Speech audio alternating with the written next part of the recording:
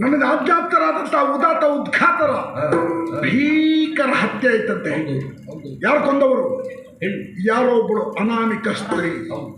ಯಾರಾಗಿರಲಿ ಆಕೆಯನ್ನು ದಂಡಿಸಕ್ಕಾಗಿ ನಾನೇ ಹೋಗ್ತೇನೆ.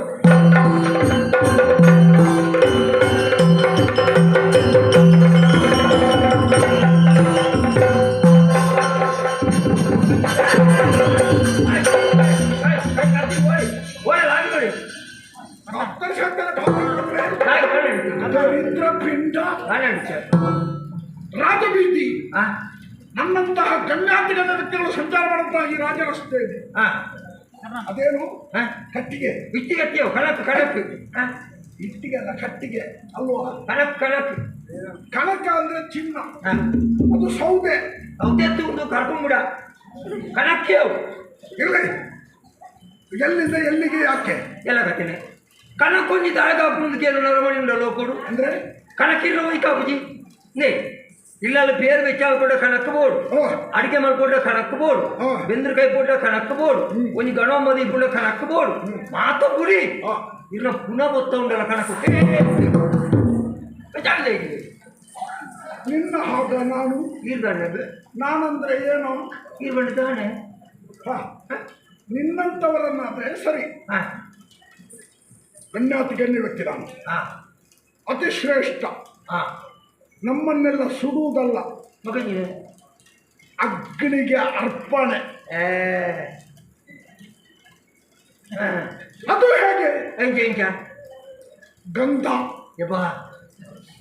ಶ್ರೀಗಂಧ, ಚಂದನ, ಹತ್ತಿರ ವಾಸನೆ ನಮ್ಮ ಯೋಗ್ಯತೆಗೆ ಅನುಸಾರವಾಗಿ ಅಂಥದ್ರಲ್ಲಿ ನಿಮ್ಮನ್ನೆಲ್ಲ ಇಂತಹ ಕಟ್ಟಿಗೆಯಲ್ಲಿ ಅರೆ ಬರೆ ಸುಡುವುದು ಮತ್ತೆ ತೆಗೆದು ಹೊಂಡಕ್ಕೆ ಬಿಸಾಡುವುದು. ಎಲ್ಲಿಂದ ಅದು ಅವ್ರು ಕಾಡು ಹಿಡಿದು ಕಟ್ಟಿ ಕಂತಿನ ಅಣ್ಣ ಮಗ ಈ ವಿಷಯ ಗೊತ್ತಿಲ್ಲ ಇತ್ತೆ ಮತ್ತೆ ಮಾತ ಕಾಡು ಬುಗ್ಗುಲಕ್ಕೆ ಇದ್ದಣ್ಣ ಬಾರಿ ಸಂಚಿಕಾರ ಕೊಯ್ದಿಂಗೊಳ್ಳೆ ಗೆಡೆಯಲ್ಲ ಕಣಕ್ಕೆ ಓಡುತ್ತು ಓಡಿ ಅವಳು ತೋಚಿನೇ ಕಾಡು ಬೊಗ್ಗಿನ ಯಾನು ಬೊಗ್ಗುವೇನೆ ಅವಳು ಎದುರು ಬರೆದುಬಾರ್ದು. ಏನಿದು ಇದು ಅಭಯಾರಣ್ಯ. ಅವು ಅಭಯರ್ನಾಗೆ ಯಾವ ಬೆದ್ರದ ಯಾರು ಹೇಳಿ ಬರೀತೀನಿ ಅವಳು ನಿನ್ನ ಕಣ್ಣು ಕೊಡ್ದೋಗ್ಲಿಕ್ಕೆ ಅಭಯಾರಣ್ಯ ಅಲ್ವ ಅವ್ರ ಅಂಥದ್ದನ್ನೆಲ್ಲ ಮಾಡ್ಲಿಕ್ಕಿಲ್ಲ, ಬೇರೆಲ್ಲ ಮಾಡಿ ಇಟ್ಟಿರ್ಬೋದು. ಅದು ಅಭಯಾರಣ್ಯ ಅಲ್ಲ, ಅಭಯಾರಣ್ಯ ಅಂದ್ರೆ ಅಲ್ಲಿ ಪ್ರಾಣಿ ಪಕ್ಷಿಗಳು ಭಯಭಕ್ತವಾಗಿ ಸಂಚಾರ ಮಾಡಬೇಕು ಅಂತ ಬರೆಸಿ ಹಾಕಿದ್ದು ನಾನೇ.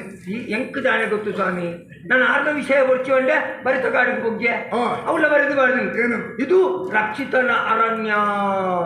ರಕ್ಷಿತನ ನನಗೆ ರಮ್ಯನ ಅರಣ್ಯ ಉಳ್ನಾಡು ಅದೆಲ್ಲ ಇಲ್ಲಿ ಸಿಗ್ಲಿಕ್ಕಿಲ್ಲ. ಸಿಕ್ಕಲ್ಲ. ಒಂದು ವೇಳೆ ಪ್ರಯತ್ನ ಪಟ್ಟು ಹುಡುಕಿದರೆ ರಾಧಿಕನ ಅರಣ್ಯ ಸಿಗಬಹುದು. ಅಲ್ಲ ಉಂಡ ಯಾವ ನಿನ್ನ ರಮ್ಯ ಅಲ್ಲಿ ಬರೀತೀನಿ. ಯಾವ ನಿನ್ನ ರಕ್ಷಿತ?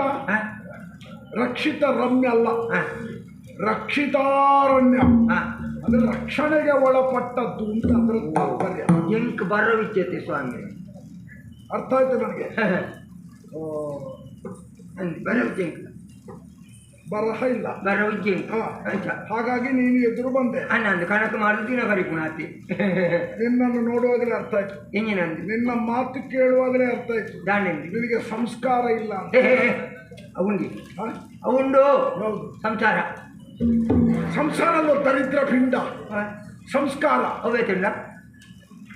ಮನುಷ್ಯರಿಗೆ ಬೇಕಾದ್ದು ಸಂಸ್ಕಾರ. ಸಂಸ್ಕಾರ ಇಲ್ಲದಿದ್ದರೆ ಪ್ರಾಣಿಗಿಂತಲೂ ಅವ ಕಡಿಮೆಯೇ. ಸಂಸ್ಕಾರ ಅಂದ್ರೆ ಏನು? ಆಚಾರ ವಿಚಾರ, ಗುಣ ನಡತೆ. ಗೌರವಾನ್ವಿತ ವ್ಯಕ್ತಿಗಳು ಬಂದಾಗ ಎದ್ದು ನಿಂತು ಗೌರವವನ್ನು ಸೂಚಿಸಬೇಕಿದ್ದರೆ ಅವನಿಗೆ ಸಂಸ್ಕಾರ ಬೇಕು. ಇಲ್ಲದಿದ್ದರೆ ಅವ ಅದನ್ನು ಗಂಡನಿಗೆ ತೆಗೆದುಕೊಳ್ಳುವುದಿಲ್ಲ. ಅದೆಲ್ಲ ಸಂಸ್ಕಾರದಿಂದ ಬರುವಂಥದ್ದು. ಅದು ಎಲ್ಲಿಂದ ಬರಬೇಕು? ಮನೆಯಲ್ಲೇ ಬರಬೇಕು, ತನ್ನ ತಾಯಿಯಿಂದಲೇ ಬರಬೇಕು. ನಿಮಗೆಲ್ಲಾದ್ರೆ ಪಾಠವನ್ನು ಹೇಳಿಕೊಟ್ಟು ನನ್ನ ಆಯುಷ್ಯವನ್ನು ಕಳಿಬೇಕಷ್ಟೇ. ನೀವೆಲ್ಲ ಸುಧಾರಣೆ ಯಾವಾಗ ಆಗಲಿಕ್ಕೆ ಬಿಡು. ಸಂಸಾರ ಉಂಟು ಅಂತ ಹೇಳಿದೆ ಅಂದ್ರೆ ನಿನಗೆ ಮದುವೆ ಆಗಿದೆ. ಮದುವೆ ಆಗ್ತೀನಿ ಹೆಂಗೊಂಜಿ ತುಂಡು ಬಡಿದಿಲ್ಲ. ಹೌದಾ? ನಾನು ಕ್ಷಮಿಸಬೇಕು ನೀನು. ಹೋಯ್ಕುಂದಾರಿ ನಿನ್ನ ಬಗ್ಗೆ ನಾನು ಹಾಂ ಅಪಾರ್ಥ ಕಲ್ಪಿಸಿಕೊಂಡೆ. ನಾನು ಹೇಳ್ತೇವೆ ಸಂಸ್ಕಾರ ಇಲ್ಲದವರು ಏನು ಅಲ್ಲ ಅಂತ ತಿಳ್ಕೊಂಡಿದ್ದೆ. ಹಾಂ ಹಾಂ ಸಂಸ್ಕಾರದ ಬಾಲಪಾಠವೂ ಆಗದವರಲ್ಲಿ ಹಾಂ ಹಾಂ ಉದಾತ್ತ ಗುಣಗಳು ಇದೆ ಎನ್ನುವುದನ್ನು ನಿನ್ನಿಂದ ಕೇಳಿ ತಿಳ್ಕೊಂಡೆ. ನಾನು ಹೇಳ್ತೇವೆ ಹಾ, ಹಾಂ ಇಷ್ಟು ದೊಡ್ಡ ತ್ಯಾಗ ನಿನ್ನ. ಓ ನೀನು ಮಹಾತ್ಮನಯ್ಯ. ಹ್ಞೂ ಓರ್ವಕ್ಕೆ ಅಂಗವಿಕಲೆಗೆ ನೀನು ಬದುಕು ಕೊಟ್ಟೆ ಅಲ್ಲ. ಎಂತಹ ನೀನು ಕೃತಜ್ಞ ಸಮಾಜದಲ್ಲಿ ಸಂತೋಷ. ನಿನ್ನನ್ನು ಮಾನಿಸಿದೆ ನಾನು. ಏನೋ ಮಾಡಿಸಿದಾಗ ತೂಬೂರ್ಲಿಲ್ಲ ಯಾರು ಬಣ್ಣಿ ತೆನ್ನ ಬಿಡಿದ ಅಂಗವಿಕಲಿಂಗ ಯಾರು ಬಣ್ಣಿ ನೀನು ಹೇಳಿದಲ್ಲ ತುಂಡು ಬಡಿಸಿ ಅಂಚತ್ತ ಸ್ವಾಮಿ ತುಂಡು ಬಡಿದು ಬಂಡ ಸ್ವಾಮಿ ಇಲ್ಲ ಎಣ್ಣ ಬಡಿದಿಗೆ ಸಣ್ಣ ಮೆಗ್ದಿಗೆ ತೆಟ್ಟಲ್ಲಿ ಹಾಕಿ ಸಮ ಉಳ್ಳಲ್ಲ ತುಂಡು ಬಡಿದು ಬಂಡ ಇಂಕು ಪಾಪದಕ್ಕೂ ಸ್ವಾಮಿ ಎಣ್ಣ ಬಡಿದು ಸಪುರ ಆಯ್ಕೆ ತುಂಡು ಬಡಿದು ಬಂಡಿ ಮಗ ನಿಕ್ಕಳು ಮಾತ ಮಲ್ಲ ಹಾಕೊಳ್ಳು ನಿಗಲ್ಲ ಬಡಿದಲ್ಲ ಮಾತ ತೋರ ದಪ್ಪ ಎರ್ಮೆದಲ್ಲ ದಪ್ಪ ಅಂತ ಹೇಳು, ಹಾಂ ತೋರ ಅಂತ ಹೇಳು, ಹಾಂ ಕೊನೆಗೊಂದು ಶಬ್ದ ಪ್ರಯೋಗ ಮಾಡಿ. ಎರ್ಮೆದ ಲೆಕ್ಕ ಹತ್ತಬೇಕ. ದಪ್ಪಗಿದ್ದವರೆಲ್ಲ ಆರೋಗ್ಯವಂತರಂತ ನೀನು ತೀರ್ಮಾನ ಮಾಡಿದ್ಯಾ? ನಿಜ. ಅವರ ಅವಸ್ಥೆಯಲ್ಲಿ ಮನುಷ್ಯ ಜನ್ಮದವರಿಗೆ ಬೇಡ. ನಾನೇ ಆ ದಪ್ಪಗಿದ್ದವರ ಅವಸ್ಥೆ ನೋಡಬೇಕಾ? ಹಾಂ ದೂರದಿಂದ ನೋಡುದಲ್ಲ, ಹಾಂ ಒಂದು ದಿನ ಅವರ ಮನೆಗೆ ಹೋಗಬೇಕು. ಬಳ್ಳಿ ಬಳ್ಳಿ ಪಾಪ ಹಾಂ ಆ ದಪ್ಪಗಿದ್ದವರು ಹಾಂ ನಿಂತವರು ಕುಳಿತುಕೊಳ್ಳುವುದಕ್ಕಾಗುವುದಿಲ್ಲ. ಅಯ್ಯೋ ನೆಲದಲ್ಲಿ ಕುಳಿತುಕೊಳ್ಳುವ ವಿಷಯ ಬಿಡು. ಹಾಂ ಒಂದು ವೇಳೆ ಕೂತರೆ ಎದ್ದು ನಿಲ್ಲುವುದಕ್ಕಾಗುವುದಿಲ್ಲ. ಅದೇ ಪಾಪ ರಾತ್ರಿ ತಡವಾಗಿ ಮಲಗ್ತಾರೆ, ಹಾಂ ಬೆಳಿಗ್ಗೆ ಏಳಲಿಕ್ಕೆ ಆಗುವುದಿಲ್ಲ ಹಾಸಿಗೆಯಲ್ಲಿ. ಹಾಂ ಹಾಂ ಮತ್ತೆ ಹಾಂ ಗಂಡ ಒಂದು ಕೈಯಲ್ಲಿ ಹಾಂ ಮಗ ಒಂದು ಕೈಯಲ್ಲಿ ಹಿಡಿದು ಎಬ್ಬಿಸಬೇಕು. ಹಾಂ ಸಾಧಾರಣ ಮಧ್ಯಾಹ್ನ ಆಗುವಾಗ 10 ಹೆಜ್ಜೆ. ಅವಸ್ಥೆ ನೋಡಬೇಕು. ಒಂದು ಸುತ್ತು ಬಣ್ಣಗೂ ಒಂಜೇರಿ ಅವನು ಮನುಷ್ಯನಾದವ ದಪ್ಪ ಆಗುವುದು ಬೇಡ. ಅದೇ ನೀನು ಪುಣ್ಯಾತ್ಮ ನೋಡು. ಹೋಯ್ಕಿಂದ ನಿನ್ನ ಹೆಂಡತಿ ತೆಳ್ಳಗಿದ್ದಾಳಲ್ಲ, ಅಂದು ನೋಡ ಎಂತ ಅದೃಷ್ಟವಂತ. ಹಾಂ ಅದು ಬಿಸಿಲಿಗೆ ಒಣಗುವುದಿಲ್ಲ, ಹಾಂ ಗಾಳಿಗೆ ಹಾರುವುದಿಲ್ಲ, ಹಾಂ ನೀರಿಗೆ ನೆನೆಯುವುದಿಲ್ಲ. ನೀನು ಅಪ್ಪಲ್ಲಣ ಅಂದೆ ಒಣಗುದಿಲ್ಲ ಆರುದಿಲ್ಲ ನೀನು ಅಪ್ಪಲ್ಲಣ ಇರಾದು ಕುಸ್ಕೊಂಡು ಬಂದ ನೀರು ತೆಳ್ಳಗಿದ್ದಾಳಲ್ಲ. ಒಕ್ಕ ನಿಕ್ಕಲ್ಲ ಬೊಡಿದೆಲ್ಲು ಮಾತ ಆತು ತೋರ ದಪ್ಪ ಇರ ನಿಕ್ಕುಲೆ ಕಾರಣ. ಅದು ಹೇಗೆ? ನಿಕ್ಕುಲು ಬೊಲ್ಪುಗು ನುಪ್ಪುಗು ನೇಯ್ಬಾರ್ದು ಪರಂಚದ ವಂಚಾಕಿ ನೀವೆಲ್ಲ ಎಂಕುಲು ಮಾತ್ರ ಕೈಬಾರ್ದು ನಾವು ನೆಯ್ಯಿ ಹಾಕಿ ಕಾಲು ಹಾಕುದ, ನಾವು ಕೈ ಹಾಕುದು ವಂಚ ಬಿಡು. ಹಾಂ ಹೆಂಡತಿ ತೆಳ್ಳಗಿದ್ದಾಳೆ ಎನ್ನುವಂತ ಒಂದು ನಿನಗೆ ಹೊರಗಿದೆ. ನಾನು ಬಡಿ ಸಪುರ ಒಂದು ಪ್ರಶ್ನೆ ಕೇಳುವುದೋ ಬಿಡುವುದಂತ ಯೋಚನೆ ಮಾಡುದು. ಕೇಳಲಿಕ್ಕೆ ಅವರು ನಮ್ಮ ಮತ ಹೆಸರು ಮಾಡಬೇಡ. ಈಜಪ್ಪ ಅದು ಸರ್ವಸಾಮಾನ್ಯವಾಗಿ ಕೆಲವರು ಕೇಳ್ತಾರೆ, ಕೇಳಬಾರ್ದು ಅದನ್ನು. ಒಳ್ಳೆ ತೂಕ ಕೇಳಿ ಅವರ ಬಾಯಿಂದ ಬಂದರೆ ಒಳ್ಳೇದು. ಅದೇ ನಾನು ಕೇಳ್ತೇನೆ, ಆವಾಗ ಬೇಸರ ಪಟ್ಟುಕೊಳ್ಬೇಡ. ಈಜಿದ್ದಾಳೆ ಮಗು ಓ ಮಗು ಮಕ್ಕಳು ಹೌದಣ್ಣ ಮಗು ಮಕ್ಕಳು ನಾನು ಸಪುರದಾಗಲೇ ಜೋಕ್ಲಾರ ಬಳ್ಳಿ ಒಂದು ಬರೆದು ಕೊಡ್ತೀನಿ ಅವಳ ಅಂದೆ ಏನಾಗಲೇ ಗೊತ್ತಾ ನೆಂಕಿರು ಸಪುರಲ್ಲೇ ಒಂದು ಬಾಳ್ಯಾರಜ್ಜ ಎಂಕಲವರೆ ಮಗೆಯಲ್ಲೇ ಪ್ರಪಂಚದ ಅದ್ಭುತಗಳಲ್ಲಿ ಇದೊಂದು. ಹೋಯ್ ನರಮಲ್ಲ ಕಡೆ ಉಳ್ಳೆ ಸ್ವಾಮಿ ಆಗ್ತಲ್ಲ ಕೊಂಬುಜ್ಜಿ ಅಲ್ಲಲ್ಲ ಕೂಡ ಅದ್ಭುತ ಇಜ್ಜಿ ನಾವು ಮಗೊಬ್ಬ ಇದ್ದಾನೆ ಅನ್ನೋದನ್ನು ಕೇಳಿ ನನಗೆ ಸಂತೋಷ ಆಯ್ತು. ಮಗೆಯಲ್ಲೇ ಗಂಡು ಮಗ ಆಣವಾಗಿ ಹೌದಾ? ಹಾಂ ಅವ ಏನು ಮಾಡ್ತಾ ಇದ್ದಾನೆ? ಆಯ್ ಕಲ್ತೊಂದು ಬೇಷ್ ಹೋಯ್ತು ಬೇಷ್, ಒಯ್ಕೋ ಇದು ಬೇಕು, ಹೋಗ್ಬೋದು ಒಳ್ಳೆ ವಿಚಾರ. ನೀನು ನಿನ್ನಲ್ಲಿ ಇಲ್ಲದೆ ಇರುವುದನ್ನು ನಿನ್ನ ಮಗನ ಮೂಲಕ ಸಾಧಿಸ್ತಾ ಸಮಾಜದಲ್ಲಿ ಉನ್ನತ ಸ್ಥಾನವನ್ನು ಏರುವಂತ ಒಂದು ಚಿಂತನೆ ಉಂಟಲ್ಲ. ಒಬ್ಬರು ದಾರ್ಶನಿಕರು ಅದೇ ಮಾತನ್ನು ಹೇಳಿದ್ದಾರೆ, ವಿದ್ಯೆಯಿಂದ ಸ್ವತಂತ್ರರಾಗಿರಿ, ಸಂಘಟನೆಯಿಂದ ಬಲಿಷ್ಠರಾಗಿರಿ. ನಿನ್ನ ಮಗನಿಗೆ ಇದು ಅನ್ವಯ ಆಗ್ತದೆ. ಒಳ್ಳೆ ವಿದ್ಯೆಯನ್ನು ಕೊಡ್ತಾ ಇದೆಯಲ್ಲ, ಅಂದ ಹಾಗೆ ನಿನ್ನ ಮಗ ಏನನ್ನು ಕಲಿತಿದ್ದಾನಪ್ಪ? ಅವ ಕೃಷಿ ಪಂಡಿತನು, ಸಂಸ್ಕೃತ ವಿದ್ವಾಂಸನು,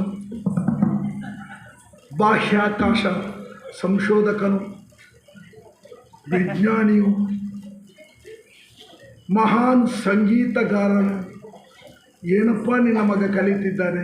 ನನ್ನ ಮಗೆ ನಡಪರ ಕಲ್ತೊಂದುಲ್ಲೆ ಅಮ್ಮೆ ಅದು ಯಾಣೆ ಕೈಗೆ ಬರ್ತದ್ದು ನಡಪರ ಕಲ್ಪ ಒಂದುಲ್ಲೆ ಮೂಳು ಬಂಜಿಗೆ ತಿನ್ನಿಯರೆ ಗತಿ ತಿಂದು ಯಾನುಳ್ಳೆ ಕಳಾವಿದಣು ಮಕ್ಕಳ ಹೋಗಿದಾನೋ ಅವ ಬ್ಯಾಂಡಿನವನು, ಅವ ಭಾಗವತನು, ಅವ ಕರ್ನಾಲ್ ಬಿಡುವವನು. ನೀನು ನಾಳ್ದು ಬಿಡ್ದಪ್ಪ ಎಷ್ಟಾದ್ರೂ ಅಷ್ಟೇ. ನೀನು ನೀವು ಇಷ್ಟೇ, ಇದಕ್ಕಿಂತ ಎತ್ತರ ಹೋಗ್ಲಿಕ್ಕಿಲ್ಲ. ಗೊತ್ತು ಕಲ್ಪ ಅದು ಮುಖ್ಯ ಅಲ್ಲ. ನಿನ್ನ ಮಗನಿಗೆ ಹೆಸರುಂಟಾ? ಉದಾಹರಣೆ ಮಗನ ಬೆತ್ತನೆ ಏನು ಹೆಸರು? ಮಗೆ ಈರೆ. ಮಗೆ ಈರೆ. ಏನಂದೆ? ಮಗೆ ಈರೆ. ಮಗೆ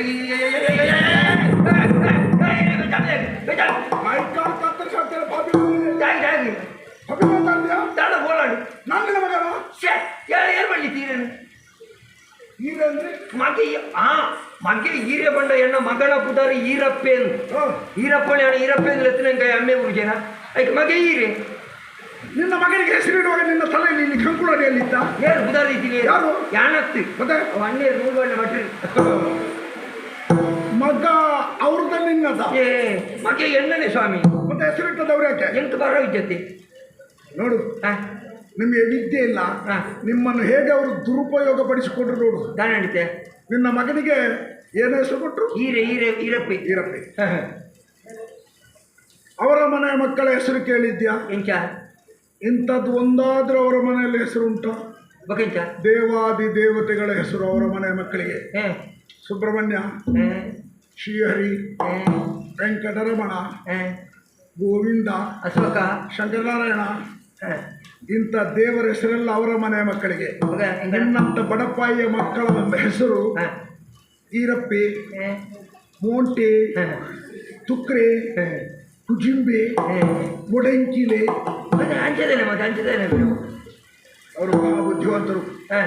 ಕಾಲಾನುಕಾಲದಲ್ಲಿ ನಿಮ್ಮಲ್ಲಿ ಏನಾದರೂ ಒಂದು ಅವರ ಮೂಲಕ ಸೇವೆ ಮಾಡುವ ಸಂದರ್ಭದಲ್ಲಿ ನಿಮ್ಮ ಹೆಸರು ಹೇಳುವಾಗಲೇ ಗೊತ್ತಾಗಬೇಕು ನೀವು ಯಾವ ವರ್ಗದವರು. ಸ್ವಲ್ಪ ದೂರ ಇಡ್ಬೋದಲ್ಲ, ಸ್ವಲ್ಪ ದೂರ ನಿಲ್ಲುವುದು ಹೇಳಬೇಕಿದ್ರೆ ಹೆಸರಿನಲ್ಲೇ ಗುರುತ ಹಿಡಿಬೇಕೆನ್ನೋ ಉದ್ದೇಶದಿಂದ ಅವರು ಇಂಥ ಹೆಸರನ್ನು ಕೊಟ್ಟದ್ದು ಗೊತ್ತಾಗ್ತದೆ.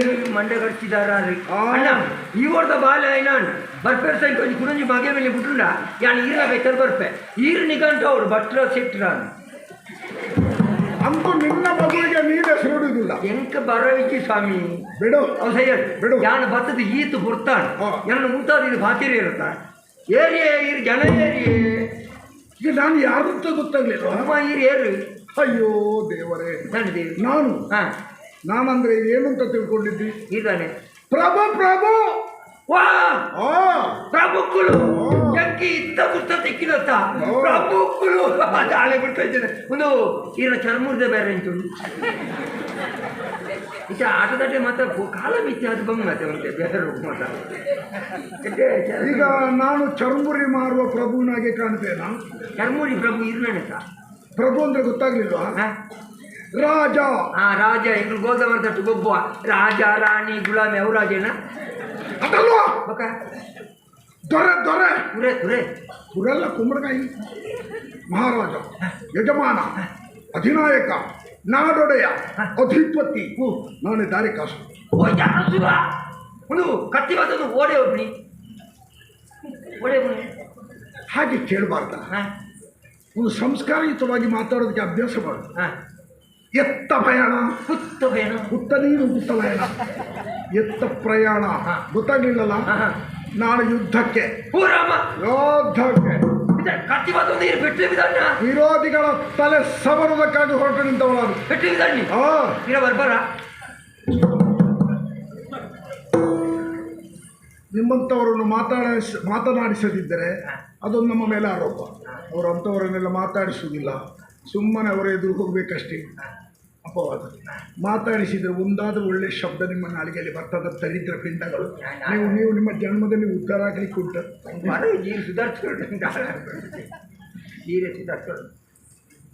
ದಸರಾ ಮಾಡಬೇಡ. ನಿಜ ನಿನ್ನ ಬಡತನವನ್ನು ಕಂಡು ನನಗೆ ಶೋಕ ದುಃಖ ಆಗ್ತದೆ. ಅಂದೆ ಪಾಪ ಬಡಬಾಯಿ ನೀನು.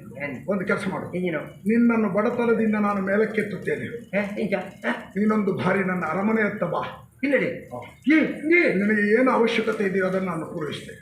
ಯಾನು ಬತ್ತಿರ ಕಡೆ ಸುರುಕು ಈಜಂತ ಈ ಮುಸುಂಟು ತುನಗ ಮುಸುಂಟು ನೀನು ಮುಸುಂಟಲ್ಲ ಸೊಡ್ಡು ಅದೇನು ಇದು ಮುಖಾರವಿಂದ ಮುಖ ಮುಖ ತುನಗ ನರಮಣಿ ಬಿಸಿಲು ನೀನು ಮಾರೆ ಬಂಗಾರ ಮಾರೇ ಬರೆಯಲು ಬಿಟ್ಟೆ ಮರೆಯೋಡು ಖಂಡಿತ ಹೋಗ್ಬೇಕು. ಯಾವ ಮೂರ್ತಿ? ನಾನು ಯಾಕೆ ಹೊರಡಣ್ಣ ಯಾವ ಯಾನು ಇವತ್ತು ಬೇಡ, ಇಂದು ಬೇಡ. ಯಾನು ಮೂಜೆಟ್ಟು ಹೊರಡ ಮೂಜೆಟ್ಟು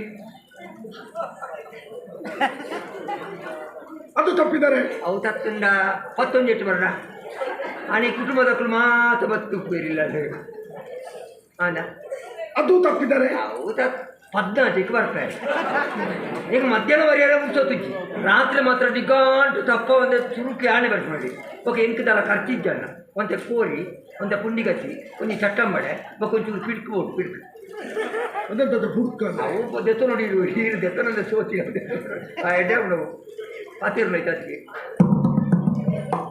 3, 11, 14 16 3 ದಿನ ನೀನು ಸೂಚಿಸಿದ 3 ದಿನವೂ ಗೊತ್ತಾಯ್ತು ನನಗೆ. ಸತ್ತವರಿಗೆ ಅಪರಕ್ರಿಯೆ ಮಾಡುವಂಥ ದಿನಗಳು ಅದನ್ನು ಆಯ್ದುಕೊಂಡಿದ್ಯಾ? ಇರಲಿ ಬಿಡೋಣ. 16ರಂದು ಮಧ್ಯಾಹ್ನ ಬರುವುದಿಲ್ವಾ? ಗುರ್ಸೊತ್ತಿಜ್ಜಿ ಸ್ವಾಮಿ ರಾತ್ರಿ ನಿಗಂಟು ಬರ್ತೇನೆ. ನಿನ್ನಂಥವ್ರು ಈ ಸಮಾಜದಲ್ಲಿ ತುಂಬ ಮಂದಿ ಇದ್ದಾರೆ. 16ರ ಮಧ್ಯಾಹ್ನದ ಊಟಕ್ಕೆ ಹೋಗುವುದಿಲ್ಲ ಉತ್ತರ ಕ್ರಿಯೆಗೆ. ರಾತ್ರಿಯ ಊಟಕ್ಕೆ ತಪ್ಪದೆ ಬಂದೇ ಬರ್ತಾರೆ. ಈ ಸಮಾಜ ಪರಿವರ್ತನೆ ಆಗದಿದ್ದರೆ ಇದು ನಮ್ಮ ಸಮಾಜಕ್ಕೆ ಅಂಟಿದೊಂದು ಮಹಾದೋಷ. 16ರ ರಾತ್ರಿಯ ಬಗ್ಗೆ ಯೋಚನೆ ಮಾಡು. ಮನೆ ಯಾರದೇ ಇರಲಿ, ಆ ಮನೆ ಒಬ್ಬ ಸದಸ್ಯಳನ್ನು ಕಳಕೊಂಡ ದುಃಖದಲ್ಲಿ ಆ ಮನೆಯವರು ಇರ್ತಾರೆ. ಆ ದುಃಖದ ಸಂದರ್ಭದಲ್ಲಿ ಆ ಮನೆಗೆ ಹೋಗಿ ಕುಡಿದು ಕುಣಿದು ಕುಪ್ಪಳಿಸಿದಾಗ ಆ ಮನೆಯವರು ಕಳಕೊಂಡಂಥ ಅವರ ಬಗ್ಗೆ ಯೋಚನೆ ಮಾಡ್ತಾ ದುಃಖ ಮಾಡ್ತಿರುವಂಥ ಅವರ ಮನಸ್ಸಿಗೆ ಹೇಗಾಗಬೇಡ? ಆ ಪರಿಸ್ಥಿತಿ ನನಗೆ ಬಂದರೆ ಹೇಗಾದೀತು ಎನ್ನುವುದನ್ನು ಆತ್ಮಾವಲೋಕನ ಮಾಡಿದರೆ 16ರ ರಾತ್ರಿಯಲ್ಲಿ ಯಾರೂ ಭಾಗವಹಿಸಲಿಕ್ಕೆ ಸಾಧ್ಯವಿಲ್ಲ. ಹಾಗಂತ ಆ ಕಾರ್ಯಕ್ರಮ ಬೇಕು. ಯಾರು? ಸೀಮಿತ ಮನೆ ಮಂದಿಯೊಂದಿಗೆ ಆಗಬೇಕು. ನಿನ್ನಂಥವ್ರು ಸುದ್ದಿ ಕೇಳಿ ಹೋಗೋರಿದ್ದಾರಲ್ಲ ರಾತ್ರಿ 16 ರಾತ್ರಿ, ಇದು ನಿಷಿದ್ಧ ಆಗಲೇಬೇಕು. ಇದನ್ನು ನಿಷೇಧ ಮಾಡಲೇಬೇಕು. ನಾನೇ ಹಾಡ್ತೇನೆ. ಹೇಗೆ ಬಲ್ಲೆಯ? ಮನೆ ಯಾರದೇ ಇರಲಿ, 16 ರಾತ್ರಿ ಭೋಜನ ಎಲ್ಲ ಸಿದ್ಧ ಆಗಿರ್ತದೆ, ಅಡುಗೆ ಸಿದ್ಧ ಆಗಿರ್ತದೆ. ಯಾರಿಗೂ ತಿಳಿಯದಂತೆ ಮೆಲ್ಲಗೆ ಅಲ್ಲಿ ಹೋಗ್ತೇನೆ. ಬೇಯಿಸಿಟ್ಟಂಥ ಯಾವುದೇ ಆಹಾರ ಅದಕ್ಕೆ ಒಂದಿಷ್ಟು ಇಲಿ ಭಾಷಣ ಹಾಕುವುದು, ಕಲಸಿ ಬಿಡುವುದು. ಬಂದವರೆಲ್ಲ ಊಟ ಮಾಡ್ತಾರೆ, ಕುಡಿದು ತಿಂದವರಲ್ಲಿ ಗೋವಿಂದ. 1-2 ಮನೆಯಲ್ಲಿ ಹೀಗಾದರೆ 16ರ ಕಾರ್ಯಕ್ರಮ ತನ್ನಿಂದ ತಾನೇ ನಿಲ್ಲಲ್ಪಡುತ್ತದೆ. ಆ ಮನೆಯವರ ಹೊರೆ ಕಡಿಮೆ ಆಗ್ತದೆ. ಇದನ್ನು ನಿಲ್ಲಿಸ್ತೇನೆ. ಯಾವಾಗ ಇದು ನಿಲ್ತದೋ ನಮ್ಮ ಸಮಾಜ ಅಂದಿನಿಂದ ಪರಿವರ್ತನೆ ಆಯಿತು ಅಂತ ನಾನೇ ಘೋಷಣೆ ಮಾಡ್ತೇನೆ. ಹೇಳೋ, ಇನ್ನು ಹೆಚ್ಚೊತ್ತು ಮಾತಾಡಿಸ್ಬೇಡ. ನನ್ನ ತಾಳ್ಮೆ ಸಹನೆಯನ್ನು ಪರೀಕ್ಷೆ ಮಾಡಬೇಡ. ಹೌದು, ನಾನು ಅದನ್ನೆಲ್ಲ ನಾವು ಸ್ಪರ್ಶ ಮಾಡ್ತೇವೇನೋ. ನಾವು ಅಂಥದ್ದನ್ನೆಲ್ಲ ಮುಟ್ಟುವುದೇ ಇಲ್ಲ. ನಿಗಂಟ ಎಲ್ಲ ಯಾವ ಮುಟ್ಟೋ ಗೊತ್ತಾವು. ನಿರ್ಗಮಿಸು.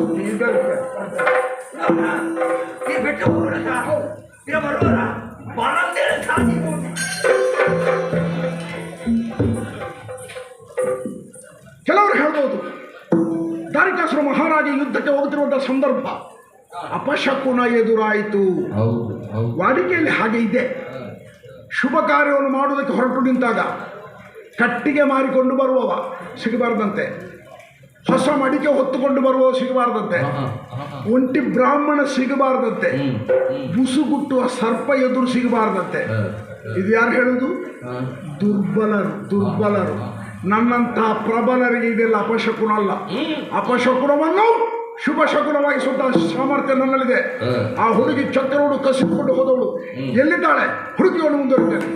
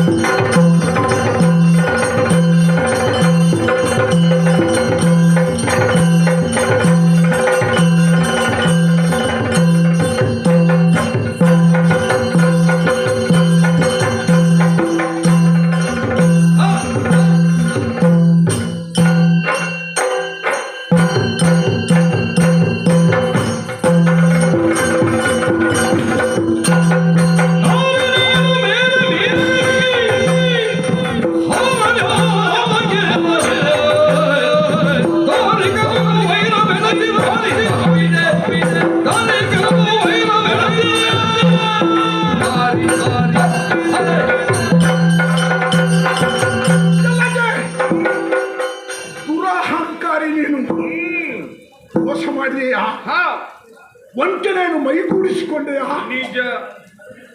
ಮುದುಕಿಯಾಗಿ ಬಂದು ಅನ್ನವನ್ನು ಕೇಳಿದೆ. ಯುವತಿಯಾಗಿ ಹೋಗಿ ನನ್ನ ತಾಯಿಯನ್ನು ಮೋಸಗೊಳಿಸಿ ನಿಜ. ಪೂಜಾರ್ಹವಾದಂಥ ಚಕ್ರವನ್ನು ಕಸಿದೆಯಾ? ಮೋಸ ವಂಚನೆಗೆ ನನ್ನ ನಾಡಿನಲ್ಲಿ ಅವಕಾಶ ಇಲ್ಲ.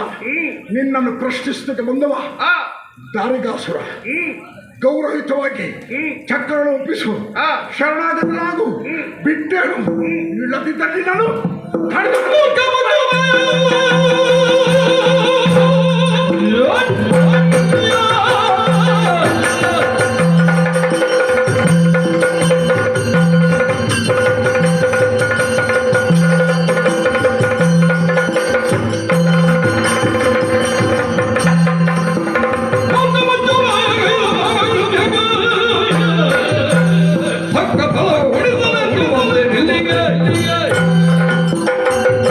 ಒಂದು ಹೆಜ್ಜೆ ಮುಂದಿಟ್ಟ ಕಾಲನ್ನು ಕಡಿದೆ. ಪರಮೇಶ್ವರನಿಂದ ವರವನ್ನು ಪಡೆದೆಯಾ? ಸ್ವರ್ಗಲೋಕವನ್ನು ಸೇರಿದೆಯಾ? ಇಂದ್ರಾಜ ಸುಮನ ಸುದ್ದಿ ಸಂಘಟಿಸಿದೆಯಾ? ನಿನ್ನ ಶಿರವನ್ನು ಹಾರಿಸಿಯನು. ಬಾಯಲ್ಲಿ ಗೊತ್ತಿಲ್ಲ ನನ್ನ ವಿಚಾರ. ಏನು? ದಾರಿಗಾಸುರ ಇನ್ನೊಬ್ಬರಿಗೆ ಶರಣಾದವನಲ್ಲ. ಸರಿ. ಶಿರ ಭಾಗಿ ನನಗೆ ಅಭ್ಯಾಸವಿಲ್ಲ. ಶಿರ ಎತ್ತಿ ವ್ಯವಹಾರ ನನ್ನದು. ನೀನು ಸೋಲನ್ನು ಒಪ್ಪಿಕೊಳ್ಳುವುದಿಲ್ವಾ? ಶರಣಾಗತಳಾಗುವುದಿಲ್ವಾ? ನಿನ್ನನ್ನು ಸದೆ ಬಡಿದಾಗ ತಡೆಯುವವರು ಯಾರು?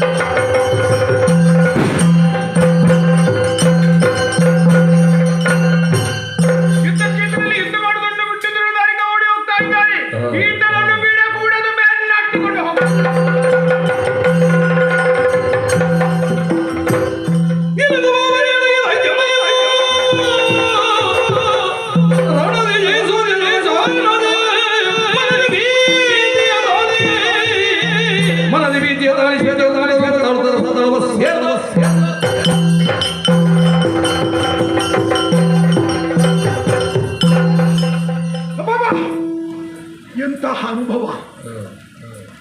ಆಚರಣೆ ಮಾರ್ಬಲದ ಯುದ್ಧಕ್ಕೆ ತೊಡಗಿದೆ. ಯುದ್ಧದಲ್ಲಿ ಪರಾನ್ಮುಖನಾದೆ ನಾನು. ಪ್ರಾಣ ಭೀತಿಯಿಂದ ಯುದ್ಧ ಭೂಮಿಯಿಂದ ಓಡಿ ಬಂದಿದ್ದೇನೆ. ತಲೆಮರೆಸಿಕೊಂಡು ಬಂದಿದ್ದೇನೆ. ಬೆನ್ನಟ್ಟಿಕೊಂಡು ಬರ್ತಾ ಇದ್ದಾಳೆ. ಅದು ಅಟ್ಟಾಸ ಕೇಳ್ತಾ ಇದೆ. ಏನು ಮಾಡೋಣ? ಶಿವನೇ ಶಿವನೇ. ಯಾಕೆ ಯೋಚನೆ ಮಾಡಬೇಕು? ನಾವು ಅಸುರರು. ಅಣಿಮ ಗರಿಮ ಮಹಿಮಾದಿ ಅಷ್ಟ ವಿದ್ಯೆಗಳನ್ನು ಬಲ್ಲವ ನಾನು. ಯಾವ ಸಂದರ್ಭದಲ್ಲಿ ಯಾವ ವೇಷವನ್ನೂ ಮಾಡಬಲ್ಲೆ. ಹೀಗೆ ಮಾಡಿದ್ರೇನು? ಪರಕಾಯ ಪ್ರವೇಶ ಇದೊಂದು ವಿಶಿಷ್ಟವಾದ ವಿದ್ಯೆ. ಪರಕಾಯ ಪ್ರವೇಶ ಅಂದರೆ ನಮ್ಮ ಶರೀರದಲ್ಲಿರುವಂಥ ಆತ್ಮವನ್ನು ಹೊರತೆಗೆದು ಇನ್ನೊಂದು ಜೀವಿಯಲ್ಲಿ ಜೋಡಿಸುವುದು. ಆವಾಗ ಇದು ನಿಸ್ತೇಜ್ ಆಗ್ತದೆ, ನಿಷ್ಕ್ರಿಯವಾಗ್ತದೆ. ಆ ಜೀವಿಯಲ್ಲಿ ನಾನು ಇರ್ತೇನೆ. ಅದು ನಾನಾದರೆ ಆಕೆಗೆ ಗೊತ್ತಾಗಲಿಕ್ಕೆ ಸಾಧ್ಯ ಇಲ್ಲ. ನಾನೀಗ ಯಾವ ಶರೀರವನ್ನು ಸೇರಿಕೊಳ್ಳೋದು? ಯಾವ ಶರೀರ? ಓ ಅದೇನು ಕೋಳಿ ಅಲ್ವಾ? ಬಿಳಿ ಕೋಳಿ, ಶ್ವೇತ ಕುಕ್ಕುಟ. ಹೀಗೆ ಮಾಡ್ತೇನೆ. ನನ್ನ ಆತ್ಮವನ್ನು ತೆಗೆದು ಆ ಕೋಳಿಗೆ ಜೋಡಿಸ್ತೇನೆ. ಕೋಳಿ ರೂಪವನ್ನು ತಾಳಿ ಇಲ್ಲಿ ನಿಲ್ಲುತ್ತಲ್ಲ, ರಸಾತಳವನ್ನು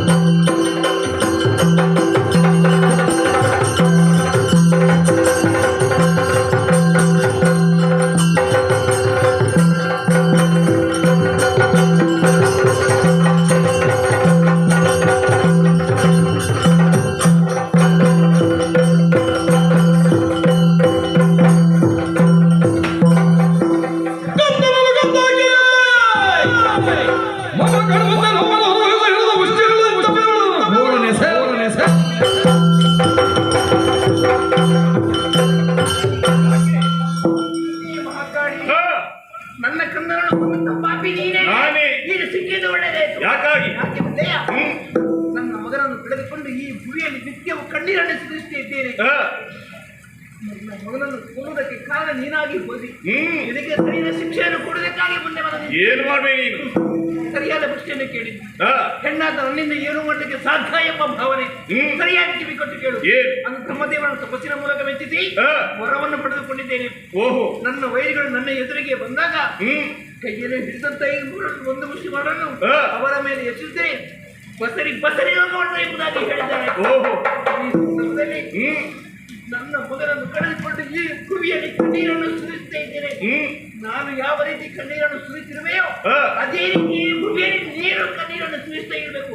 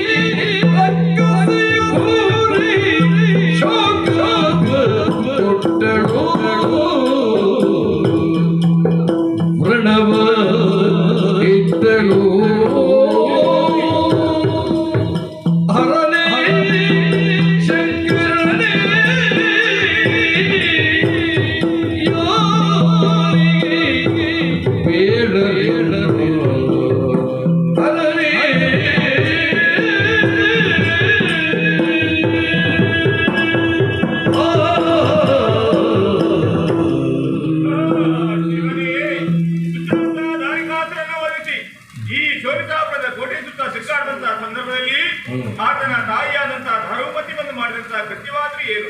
ತನ್ನ ಕೈಯಲ್ಲಿದ್ದಂತಹ ಮರಳನ್ನು ನನ್ನ ಮೇಲೆ ಬಿಸಾಡಿದರು. ಬುದ್ಧ ಮೇಲೆ ನಾನು ಮನೆಯ ಮೇಲೆ ಬಿದ್ದಿದ್ದೇನೆ. ಎದ್ದೆ ನನಗೆ ಶಕ್ತಿ ಇಲ್ಲ.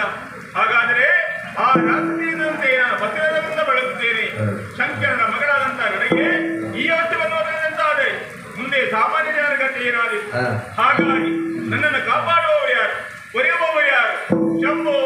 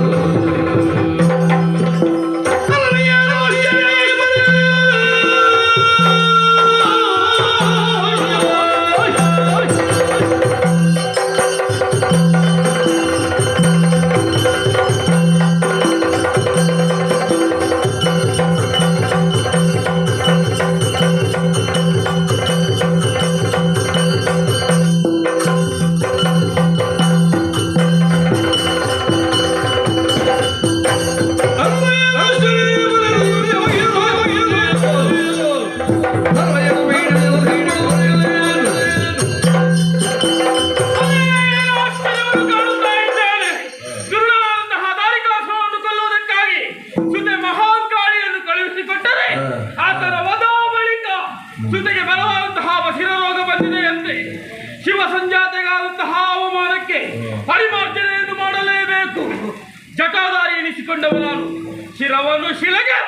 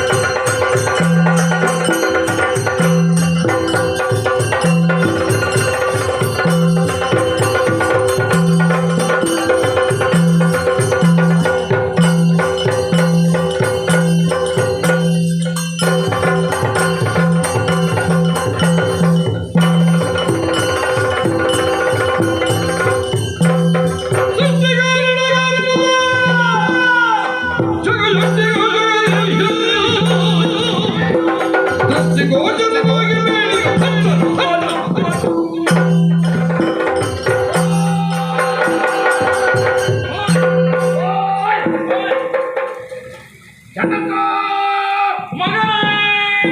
ಒಮ್ಮಿಂದೊಮ್ಮೆಲೆ ನನ್ನ ಜನನ ಅಂತೆರದು ನೋಡಿದರೆ ಅತ್ತ ಇತ್ತ ಸುತ್ತ ಮುತ್ತ ಹೆಡ್ಡಗಲೆ ಕಾಣಿಸ್ತಾ ಇದೆ.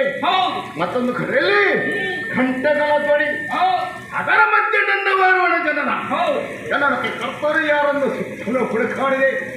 ನಿಮ್ಮನ್ನು ಕಂಡಾಕ್ಷರವೇ ನನ್ನ ಜನಕ್ಕೆ ಕರ್ತರು ನೀವೆನಿಸಿಕೊಂಡವರು ನಾನು.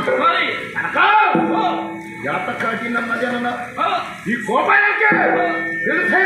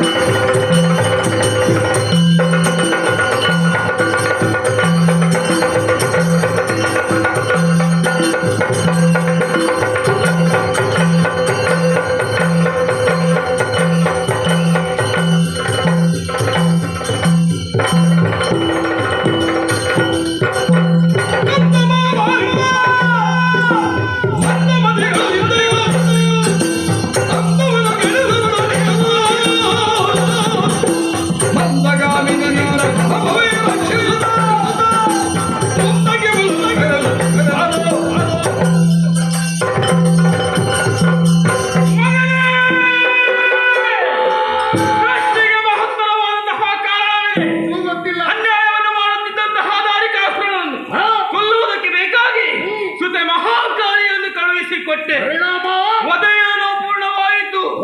ದಾರುಮತಿಯಿಂದಲಾಗಿ ಸುತೆಗೆ ಬರಬಾರದಂತಹ ವಸಿರ ರೋಗ ಬಂದಿದೆ.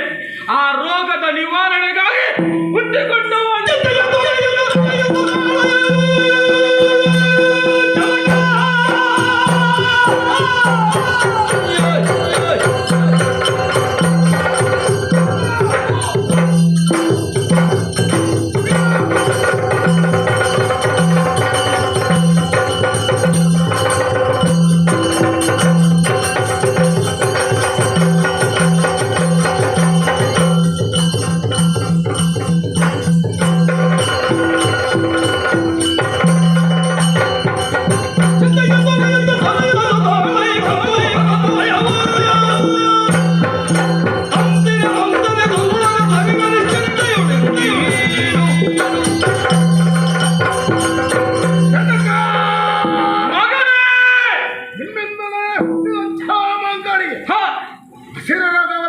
ಹೌದು ಮಗನೇ, ಅದನ್ನು ನಾನು ಗುಣಪಡಿಸಬೇಕೆ? ಸಾರಿ ಸರಿ, ನಿಮ್ಮ ಅಪ್ಪಣೆವರೆಗೆ ತಿರುಗಿಲಿದ್ದೀನಿ. ಎಲ್ಲ ದೈತ್ಯರನ್ನು ಸೋಲಿಸ್ತೀನಿ. ರೋಗವನ್ನಂತೂ ಗುಣಮುಖ ಮಾಡ್ತೀನಿ. ಅದೊಂದು ಯೋಚನೆ. ಏನು? ರೋಗವನ್ನು ಗುಣಮುಖ ಮಾಡಬೇಕಾದ್ರೆ ಒಂದು ಔಷಧಿ ಅಂತ ಬಿಡುವಪ್ಪ. ಬೇಕು ಮಗನೇ, ಔಷಧಿಯನ್ನು ಒದಗಿಸಿಕೊಟ್ಟಿದ್ದ. ಇದು ಔಷಧೀಯ ಬೀಜವನ್ನು ನಿನ್ನ ನಾಲಿಗೆಯಲ್ಲಿ ಒರೆಸಿ. ಸರಿ ಜನಕ, ರೋಗವನ್ನು ಗುಣಪಡಿಸಲು ಔಷಧಿಯನ್ನು ಇತ್ತಾಯ್ತು. ಸಾರಿ, ಕರೆಗಿಳಿಯೋಣ. ನಾನು ಕರೆಯುವುದಕ್ಕೊಂದು ಹೆಸರ ಅಂತ ಬೇಡವೇ ನನಗೆಪ್ಪ? ಬೇಕು ಮಗನೇ, ಹೆಸರನ್ನು ನಾನು ಪ್ರೀತಿಯಿಂದ ಮಗನೇ ಎನ್ನುವ ಹಾಗೆ ಕರೆಯಬಹುದು. ಖಂಡಿತವಾಗಿ ಪ್ರಪಂಚದಲ್ಲಿ ಇರುವವರೆಲ್ಲರೂ ಕೂಡ ಹಾಗೆ ಕರೆಯುವುದಕ್ಕಾಗುತ್ತದೆ. ಅದು ನಿಮಗೆ ಮಾತ್ರ ಸೇರಿದ. ಇವರೆಲ್ಲರೂ ಕೂಡ ಕಾಯುವುದು ಯಾಕೆ ಬಲ್ಲೆಯ? ನಿನ್ನ ಹೆಸರೇನಿರಬಹುದು? ಹೌದಲ್ವೇ? ಮಗನೇ, ಶುಭನಾಮವೊಂದನ್ನು ಇರಿಸು.